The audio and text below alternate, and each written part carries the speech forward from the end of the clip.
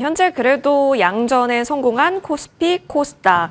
지금 상황에서 또 뭔가 분위기 감지가 읽혀지는데 오장 접어들어서 할 얘기가 많아 보입니다. 두 분의 프로 모셨습니다. 메리츠증권 신유진 부장, MTN 차영주 전문위원 함께하겠습니다. 어서 오십시오. 예, 반갑습니다. 자, 지금 구간에서 갑자기 이제 또 반도체 쪽에 있어서 플러스가 보여지면서 지수도 빨갛게 물들어지고 있는 상황이고요. 이 속에서 LG 에너지 솔루션도 6%대 강세. 두 개의 태양이 있을 수 있을까? 참 고민이 되는데 일단 외국인 순매수 같이 보면서 외국인이 어디 쪽에 러브콜 보내고 있는지 같이 보겠습니다. 일단 반도체 투탑 여기 있습니다. SK하이닉스, 삼성전자 외국인이 담고 있고요. 에코프로 BM, LG화학, 포스코 퓨처엠과 같이 지금 모건 스탠리 리포트 이야기 굉장히 많이 들으셨을 텐데 관련한 종목들도 많이 보여주고 있습니다. 그렇죠? 자, 그래서 이제 또 고민이 되는 겁니다. 기관 같은 경우에 있어서는 어디를 담고 있을까? 거의 2차 전지의 축제 분위기가 지금 기관 순매수 상위 리스트에 많이 보여집니다. 딱히 반도체 투탑 종목이 보인다기보다는 LG엔솔, 포스코 퓨처엠, 삼성 SDI, LG화학, 포홀 등등등. 그리고 소재단이라든지 뭐 전구체 그리고 수출 데이터 나오면서 실리콘2까지 지금 기간 러브콜 보내고 있습니다. 어떤 해석으로 읽어야 할까요? 외국인은 그래도 아직 반도체를 밧줄을 잡고 있다 이렇게도 보여지는데 기관 같은 경우는 오히려 2차 전지단 위주로 강력하게 지금 담아가고 있는 모습이네요. 차 의원님께 정확한 의견 듣겠습니다. 숫자 안 좋은데 2차 전지 계속 가니까 우리 많이 증권사에서도 아직이다. 숫자 확인해야 된다라고 얘기했으면서 기관은 왜 이렇게 사는 걸까요? 일단 2차전지만 놓고 본다라면 일단 오늘 외국인들이 순매수하는 거 보면 에코프로 BM이 있죠. 요게 하나의 어떤 키다라고 말씀드릴 수 있겠습니다. 모건 스탠리에서는 에코프로 BM에 대해서 매도 의견이 나왔음에도 불구하고 에코프로 BM을 산다라고 본다라면 저는 이 부분에 대해서는 이것을 신규 매수냐 공매도 쇼커버링이냐라고 봤을 때는 후자일 가능성이 높다. 그러니까 공매도 쇼커버링 가능성이 높다. 그러니까 지금 모건 스탠리가 얘기하는 것은 매수 의견이잖아요. 매수 의견인데 외국인들이 그러니까 매도 의견이잖아요. 매도 의견인데 산다라는 것은 공매도 쇼커버링이 들어온다라는 개념이죠. 그런데 여기서 이제 신규로 매수를 들어오느냐. 아까 제가 그동안 에코프로는 지난달 초부터 말씀드렸고 삼성 SDI는 지지난주부터 말씀드렸죠. 일단 차트만 보자. 이것을 펀드멘탈로 해석하면 정말 못할 이유가 올라갈 이유보다 떨어질 이유가 더 한 7, 8할은 되는 것 같아요. 근데 올라오잖아요. 그러면 이 괴리를 어떻게 설명해야 되느냐? 일단 지금 저는 그럴 때는 주식이 움직이는 걸 봐야지 왜 내 머릿속으로 이거 못 올라가는데 올라가냐 못 올라가는데 올라가냐 이러면 답이 없는 거죠. 자, 일단 저는 이건 차트로만 봐야 된다라고 보여집니다. 많은 것들이 이미 다 녹아 들어가 있는 상황에서 차트로 봐야 된다라고 일관되게 2주째 SDI를 중심으로 말씀드린 건데 이제 신규 매수 관점에서 본다라면 LG엔솔이라든지 SDI 같은 경우 일단 바닥 확인 그다음에 우리가 지지난달부터 시작된 공매도 쇼크본이 끝난 상태에서 저는 신규 매수가 들어오고 있다라고 봐요. 그렇기 때문에 단기간의 트레이딩은 충분히 가능하다라고 보여지고 있는 거고 이와 더불어서 아직까지 공매도 환매가 못 들어왔던 상황에서 공매도 환매가 들어오는 거죠. 자, 우리가 한 가지 눈여겨봐야 되는 것은 이 공매도 환매다라는 시스템을 보셔야 되겠습니다. 언제적 공매도야? 1년 동안 기다린 겁니다. 1년 동안 기다렸던 공매도가 이제 더 이상의 그러니까 공매도가 가장 두려운 것은 뭐냐면 이론적으로 올라올 때가 가장 무섭습니다. 왜냐하면 손실이 무한되기 때문에. 근데 이구동성으로 눈치 게임이 나오면서 2차 전지에 대한 공매도들이 거의 마무리 단계에 있다라고 보면 이들 입장에서 보면 야 1년을 기다렸는데 공매도 재개가 내년에 가는데 그 6개월 더 못 기다려? 근데 6개월 더 기다려봤자 여기서 자금 묶여서 나오는 수익률보다는 다른 쪽이 낫다라고 보는 거죠. 저는 그렇게 생각을 합니다. 그렇기 때문에 공매도 환매가 이구동성으로 들어온 거고 거기에 플러스 신규에 대한 매수가 들어온 거죠. 공매도 환매에 대해서 네가 어떻게 자신 있게 얘기하느냐라고 본다면 전 네이버를 예를 들어드리도록 하겠습니다. 네이버 같은 경우 일단 외국인과 기관이 지난주 금요일날 샀습니다. 저는 이거는 공매도 환매로 보는 거죠. 지금 이제 이런 것들이 바닥권에 있는데 외국인과 기관이 사는데 못 올라준다? 그러니까 원래 공매도가 하락을 멈추고 끌어들인 상태에서 개인들의 매수가 들어와야 된다라고 제가 2, 3주 전부터 계속 말씀드려왔던 거거든요. 근데 LG엔솔 같은 경우 이제 이것이 섞여버린 거죠. 자, 이것에 대한 또 한 가지 논리적 근거는 아침에 여러분들 보셨으면 아시겠습니다만 SK하이닉스가 2, 3%대까지 밀렸죠. 그것이 뭐냐? 현대차도 밀렸습니다. 그때 당시만 하더라도 외국인들이 현물을 팔았죠. 근데 지금 외국인들이 현물을 플러스로 전환했습니다. 현물을 플러스로 전환하면서 SK하이닉스가 플러스가 나왔는데 그러면 LG엔솔 같은 경우 아침에 5% 올랐을 때 LG엔솔은 현선물을 안 때렸을까요? 당연히 때렸겠죠. 그럼에도 불구하고 올라오기 때문에 제가 여기보다 한 2%는 더 줘야 됩니다라고 기장 때 말씀을 드렸습니다. 그런 것처럼 지금 현재 보면 우리가 2차 전지를 머리로 보지 마시고요. 그냥 그림으로 보시는 게 여러분들이 여기 순응할 수 있고 매매 전략이 될 수 있다라고 보는 겁니다. 2주 전부터 저희 방송에서 SDI 추적하신 분들은 벌써 10% 이상 수익이 난 상태죠. 여기서 가냐 안 가냐 논쟁? 그건 항상 있습니다. 근데 저는 이 추세, 지난주 목요일이 키포인트라고 보여지고요. 지난주 목요일 날 LG엔솔과 삼성 SDI 대량 거래량과 장대 한봉, 그것을 금요일 날 잠깐 쉬고 올라가는 교과서적인 차트의 상승, 이것을 어떠한 이유든지 못 올라간다라고 얘기한다는 것은 그거는 이론적으로, 그러니까 펀더멘탈적으로는 얘기할 수 있을지언정 차트 분석가들은 이거는 교과서 차트다라고 얘기를 해야 되는 게 아닌가 싶기도 합니다. 알겠습니다. 맞습니다. 목요일에도 얘기 나눴다시피 이날 또 선두를 보였는데 추가적으로 오늘 고점을 계속 높여가고 있죠. 이제 뭐 공매도 커버에 이어서 여기에 추가적인 신규 진입성 수급이다까지도 열어볼 수 있는 상황에서 단기적인 트레이딩은 또 긍정적이다고 말씀해 주셨고 그런 관점에서 2주 전에 삼성 SDI를 강조해 주셨다라는 것이 지금 또 흐름이 보여집니다. 자, 우리 신 부장님 의견 또한 궁금합니다. 지금이 저점일까? 1년간 주가 낙폭이 상당했기 때문에 이제는 오를 수도 있다라는 기대감 형성에는 어느 정도 동의를 하긴 하는데 근데 이제 반도체랑 2차 전지가 다 같이 간다? 반도체는 못 버리겠고 2차 전지는 신경 쓰이는 속에서 지금 유동성 장세로서 2차 전지가 하반기를 또 이끌어갈 수 있을까에 대한 고민은 어디까지 열어놔야 할까 싶거든요. 일단 일주일 전에 저도 2차 전지에 대해서 기존에 관심 없다가 좀 이제 슬슬 눈여겨봐야 된다. 좀 긍정적인 포인트들이 네. 생기고 있기 때문에 좀 봐보자. 이렇게 말씀드렸었겠는데요. 여전히 적극적 매수는 아니고 발 정도는 담가보자. 요 정도의 뷰는 그대로이고요. 일단 반도체가 쉬니까 반도체 롱에 말씀하셨듯이 반도체 롱에 배터리 숏 물량이 청산되면서 올라가는 부분도 있어 보이고 네. 최근 빈집 종목들 위주로 투자가 몰린다. 뭐 최근 주식장이 불안하니 가치주로 뭐 몰리는 모양새로 뭐 이런 배터리가 가치주는 아니긴 한데 빈집 등과 엮여서 같이 오르는 듯한 모습도 있고요. 어쨌건 실적 추정이 올라가거나 환경 자체가 나아지는 건 아닌데 주가는 오르니까 수급 이슈가 크게 작동하고 있는 건데요. 지난번에도 말씀드리긴 했지만 우리나라 업체들의 경쟁력이 부각될 수 있는 상황이어서 전방 환경은 좋지 않아도 눌려있던 주가가 충분히 오를 수 있다고 봤었고요. 좀 전에 본 뉴스이긴 한데 미국 내에서 CATL에 대해서 블랙리스트 추가하라고 네. 성명 발송했다. 이런 얘기도 있더라고요. 어쨌든 악재가 만연한 가운데 호재가 나오면 좀 더 튈 수 있기 때문에 관심 있게 지켜봐야 할 것 같고요. 일단 현 시점에서 업사이드가 아직은 엄청 커 보이진 않아서 적극 매수에 나서기 좀 부담된다 보이고 다만 반도체 섹터가 쉬어갈 때 이런 오늘 같은 장세가 계속 좀 연출되지 않을까 생각은 하고 있습니다.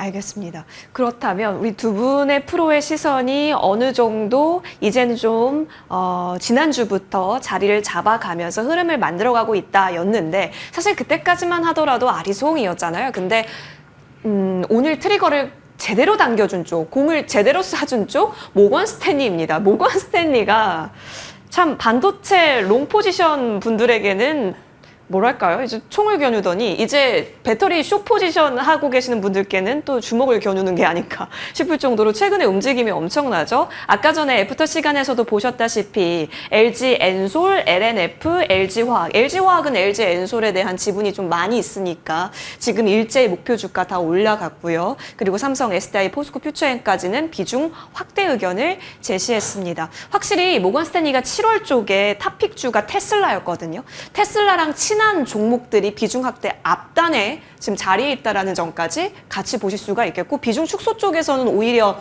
이런 동박이라든지 에코프로 BM입니다. 이건 또 어떻게 해석해야 하는 건가? 왜 이런 차별점이 보인다라고 보세요, 차 의원님? 우리가 오비락이라는 말이 있죠. 오비락. 오비락이라는 게 있죠. 이거는 제 100% 내 피셜입니다. 저도 증권회사 직원이기 때문에 증권회사 운용부하고 분석부하고는 벽이 확실히 있다라는 거. 물론 이제 같이 담배 피고 밥 먹을 수는 있겠습니다만 벽이 있다라는 건 인정합니다. 저도 그거가 이제 서로 짜고 치고 고스톱이다라는 거에 대해서 강력히 반발하는 사람 중에 하나인데 제가 왜 오비락이라는 단어를 썼냐면 모건스탠리나 이런 쪽들이 반도체를 얘기했을 때가 반도체 거의 고점 부분에 얘기를 했죠.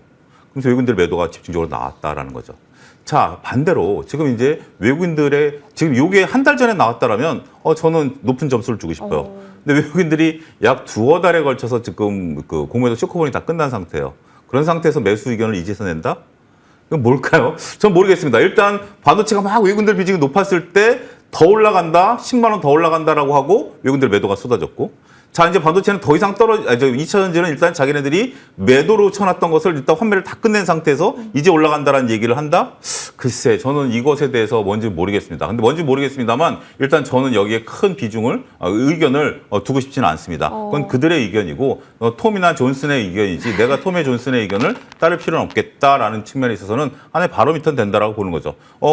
그렇기 때문에 나름대로 뭐 보는 건데 둘이 왜 나눴는지에 대해서도 저는 뭐 그렇게 크게 뭐 신경 쓰고 싶지는 않습니다. 근데 일단 우리가 너무 복잡하게 생각하지 마시고요. 일단 저는 셀 부분에 있어서는 나름대로 우리가 이제 얘기가 나오고, 아까 CATL 얘기도 좀 이제 지금 부장님이 얘기하셨는데 그 기사를 보게 된다라면 마르코 루비오 상원의원하고 그다음에 존 물리나 하원의원입니다. 근데 제가 이제 이 기사를 보고 문득 든 게 처음 보는 이름들이에요. 근데 이 마르코 루비오 상원의원 같은 경우는 중국에 있어서 8인궁 이슈라든지 이렇게 중국에 대해서 조금 민감하게 반응하시던 분이에요. 그러니까 8인궁 하면 우리도 지금 굉장히 민감한 거 아니겠습니까? 그거를 미국 상원의원이 파고드는 분이기 때문에 대적대적이구나, 중국에 이런 상황이 들었고, 이 존 물리나 하원의원 같은 경우는 미국에 있는 SK 행사는 다 참여하셨더라고요. 기사를 보니까. 그러니까 어떻게 보면 SK 쪽에 우리 SK 온 이런 쪽들이 있죠. 그러니까 두 분들 입장에서 보면 상대적으로 봤을 때는 대중국, 친한국 좀 이런 쪽들의 의견이 있으신 상황 요인에 쓰신 거기 때문에 그렇다면 우리한테 좋은 것이냐? 약간의 정치적인 부분도 있는 것 같아요. 어찌됐든 즉급 우리가 이러저러한 이유들도 굉장히 중요하긴 하겠습니다만 지금 가장 중요한 것은 일단 LG엔솔이 굉장히 좀 일단 치고 나가고 있고, 기술적 분석으로 너무 완벽한 차트를 만들어가고 있고 라운드 형태 나머지 따라가고 있기 때문에 근데 지금 상대적으로 봤을 때 자 LG화학과 SDI가 오늘 윗골을 달았습니다. 에코프로와 에코프로그엠, 그 다음에 이제 뭐 우리가 포스코 다 윗골을 달았습니다. 같아 보이죠? 일주일 동안 올랐다가 윗골이 처음 단 거하고 오늘 처음 올랐다가 윗골이 단 거랑 같은 급일까요? 그렇진 않겠죠. 그래서 전 여전히 셀 중심으로 해서 여러분들 차트가 꺾이지 않을 때까지, 단 그 대신 제가 말씀드린 요지는 그럽니다. 이 업황이 살아난다거나 우리가 전기차 화재에 대한 포비아 현상이 사라진다거나 이거는 아닙니다. 이런 얘기는 한마디도 안 드렸습니다. 단지 차트 플레이가 가능한 구간이고 이 차트는 생각보다 강한 차트 상승의 모양이기 때문에 저는 트레이딩 구간 여전히 지금도 신규 진입이 가능하다고 보지만 단 차트 플레이이기 때문에 차트가 꺾어질 때는 언제든지 엑시트하고 나올 수 있는 부분에 대한 것들도 염두를 해두셔야 된다라고 말씀드릴 수가 있겠습니다. 네, 맞습니다. 말씀해 주셨다시피 일단 모건 스탠리 쪽에 있어서는 그런 기조가 나오다가 갑자기 그 기조에 맞게 의견을 제시한 부분이라는 점 일단 확인하고 넘어가는 정도이고, 어디까지나 수급적인 면에 움직이고 있다라고 한다면 지금은 그 수급이 만들어져서 차트가 형성이 되고 있는 구간이기 때문에 그 구간까지는 충분히 트레이딩이 가능하다라는 인식으로 저희 체크해 보겠습니다. 자, 그러면 이쪽으로 한번 가볼게요. 외국인이 그래도 SK하이닉스, 삼성전자를 못 놔주고 있다라는 거죠. 이거 진짜 고민됩니다. 2차 전지는 지금 들어가도 바닥이 왠지 여기밖에 안 될 것 같은데 반도체는 지금 들어갔다가 만약에 밀려버리면 어디까지 밀리게 되는지 모르는 상황이기 때문에 더 판단이 어렵습니다. 신 부장님, 그럼에도 불구하고 외국인이 SK하이닉스, 삼성전자 위주로 얘기가 나오고 있다는 거, 그리고 오후장 접어들어서 양전이 됐다는 것에 있어서 저희는 어떠한 의견을 좀 들어볼 수 있을까요? 사실 외국인이 최근 한 달 동안 반도체 판 건 맞긴 하거든요. 네, 아침에 크게 빠지다 좀 네. 올라왔고요. 조정이 연이 이어지고 있고 오늘 아침에 디램 고정 가격이 하락했다는 뉴스가 나오면서 반도체 조정이 좀 더 보일 거로 예상되긴 했었는데요. 그럼에도 뭐 하락, 뭐 조정 추세가 이렇게 계속 이어질 거로 보진 않는 게, 그래프 보면은 8월 초 급락에서 소폭 반등한 정도까지 내려왔거든요. 이전에 급락분이 이 경기 침체 내러티브, 네. 곧 뭐 그저 내러티브로 심리가 극에 달했을 때 나온 투매잖아요. 그때 그래프를 싹 지우고 보면 최저 수준까지 내려왔다 무방할 정도이긴 하고요. 일단 AI라는 새 시대의 흐름 과정에서 가장 중요 이종표였던 엔비디아의 실적 발표가 마무리가 됐고, 실적이 소위 스트릿 컨센 정도에 미치지 못해서 최근 조정이 나오고 있는데, 어쨌든 분기별 성장률이 빨리 줄고 있어 우려가 있긴 합니다만, 블랙엘이라는 신제품으로 적어도 25년까지는 고성장이 이어질 것으로 보여 피크아웃이다라는 말에 동의하지 않는 부분이 많고요. 일단 엔비디아는 이익 성장률, 뭐 밸류에이션, 부담 이런 개별 조정을 받고 있긴 한데 이런 이런 것 때문에 했는데 관련된 산업의 종목들이 내놓는 실적은 전반적으로 AI 쪽 성장률이 나쁘지 않아 보이긴 하거든요. 이에 투자를 이어갈 수밖에 없는 환경이기도 하고요. 엔비디아는 그렇다 치고 최대 수혜주였던 하이닉스는 PBR 2배 이상까지 받다가 내년 기준 1.5배 정도까지 내려오면서 굉장히 조정을 많이 받은 상태거든요. 사상 최대 이익을 보일 것으로 예측되는 데다가 내년도 실적 또한 굉장히 좋게 이어질 것으로 보이고요. 물론 피크아웃 논란이 나오면서 밸류에이션 조정이 들어가면 이익 지표를 무시하고 주가는 하락을 이어갈 수밖에 없는 게 맞긴 한데 아직은 그러기엔 좀 이른 시기로 보이지 않나 생각되고요. 어쩌면 그걸 이미 반영한 수준까지 주가는 하락하기도 했고요. 외국인의 연이은 매도 공세로 최근 반도체 쪽 투자 심리가 좋은 건 아닌데 어쨌든 부담은 덜해진 만큼 현재 이 주가 수준에서는 줄인다거나 하는 게 좀 그런 것보다는 버티는 게 좀 더 낫지 않을까. 만약에 반도체가 하나도 없다면 뭐 조금이 아니라 매수에 진입해도 나쁘지 않다. 이렇게 생각하고 있습니다. 지금 만약에 반도체 보유하고 있지 않았다면 이제 지금 부분부터는 계속해서 모아가는 구간 오케이. 그리고 보유하신 분들이라면 계속된 홀딩 입장 강력하게 주셨는데 사실 오늘 차 의원님께서도 MTN 방송에서 SK 하이닉스에 대한 전략을 주셨죠. 그때는 마이너스권이었고 매수 의견, 매수 카드에 있어서 또 쓸 때가 됐다. 이때 아니면 언제 쓰냐에 대한 의견이었는데 지금 확실히 또 양전이 되어 있습니다. 어떤 관점으로 보셨던 거예요? SK하이닉스가 아침에 우리가 마이너스 3%까지 빠지긴 했습니다만 개장 방송 저랑 하신 분들은 한 2.5% 정도 빠진 상태였었습니다. SK하이닉스가 2.5% 빠진 거랑 지금 0.5% 올라간 거니까 3% 움직인 상태에서 SK하이닉스의 밸류에 변화가 있었을까요? 아니죠. 이건 수급 논리죠. 수급 논리이고 더군다나 주가가 바닥권에 와 있고 지난주 금요일 날도 저랑 방송하면서 제가 사야 된다라고 말씀드렸습니다. 그러니까 SK하이닉스는 지금 이 정도면은 완전히 18만 원, 17만 원 이제 내려올 때마다 사야 되는 이제 박스권이 형성됐다라고 좀 말씀드릴 수가 있겠죠. 왜 그러냐면 금요일 날 비율은 똑같습니다. 이게 뭐 전체적으로 봤을 때 지금 SK하이닉스와 엔비디아의 독주를 깰 만한 게 없는 거죠. 벌써 블랙웰에 대한 어떤 기대감이 컸었기 때문에 신망이 크지만 엔비디아는 벌써 블랙웰을 했고 지금 이제 엔비디아 GPU 칩을 따라오겠다고 열심히 개발하고 있습니다만 지금 엔비디아는 블랙웰로 한 번 더 앞섰죠. 그 다음에 그래 블랙웰 정도까지 따라와. 그 다음에 우리는 루빈까지 계획하고 있어. 2027년까지 우리는 계획 끝났어. 그런 상태에서 우리 가장 필요할 수 있는 것은 하이닉스가 여기에 이제 HBM 랜드를 얼마큼 쌓느냐에 대한 어떤 기술인데 삼성전자가 지금 현재 기존의 HBM3E도 못 따라왔고 3까지 따라왔죠. 근데 계속해서 이제 지금 하이닉스는 HBM4 개발하고 있잖아요. 이런 상태이기 때문에 저는 이 독주는 끝났다라고 보이지는 않습니다. 경영학적으로 봤을 때 가장 무서운 말이 투자해서 망하는 것보다 투자 안 해서 망하는 게 더 무섭다라는 거거든요. 그러니까 지금 이제 모든 기업들이 인공지능과 관련해서 투자 안 하면 망하는 상태죠. 인공지능이 있어야만 뭐든지 다 할 수 있는 시대가 된 거죠. 그렇기 때문에 저는 이 독주가 끝나. 그러면 이 근저에 제가 이 근저는 흔들리지 않았습니다. 그럼 어떻게 되죠?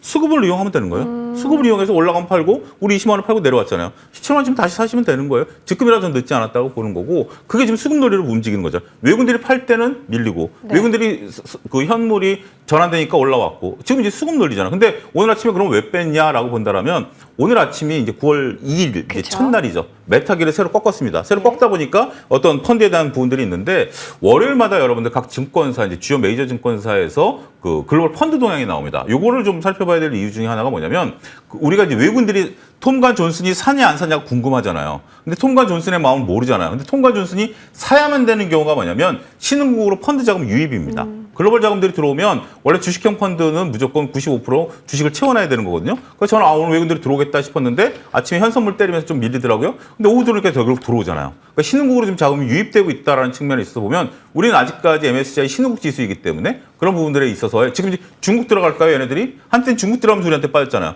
인도 들어갈까요? 인도는 뭐 여전히 그렇다라고 본다면 저는 그 부분에 있어서는 외국인들이 이것을 줄였다 늘렸다 하는 전략이기 때문에 저희 MTN 시청자분들도 반도체는 줄였다 늘렸다 하면서 계속해서 이익을 구가하시면 충분히 지금 저희들 같은 경우 23만 원 팔고 17만 원 사고 20만 원 팔고 사면 지금 현재 뭐 그 사이에 번 돈만 해도 1년 뭐 먹거리 충분히 벌었죠.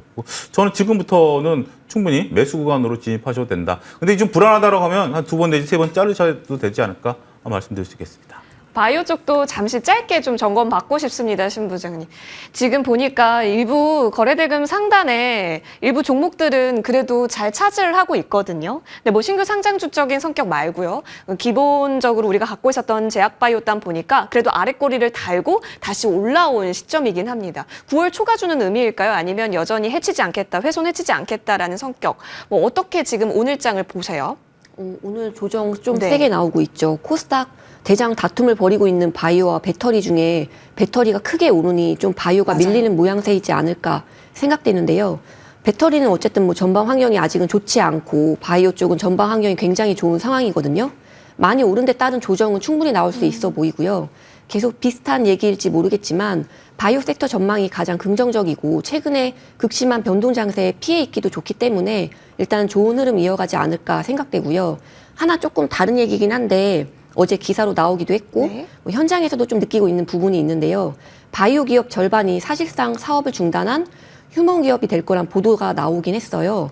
돈은 말랐고 투자도 안 들어오고요. 그 바이오도 숫자가 받쳐주거나 미래 가시성이 있거나 하는 기업이 아니라면 철저히 외면받는 등 어쨌든 선별적인 접근이 필요해 보이고요.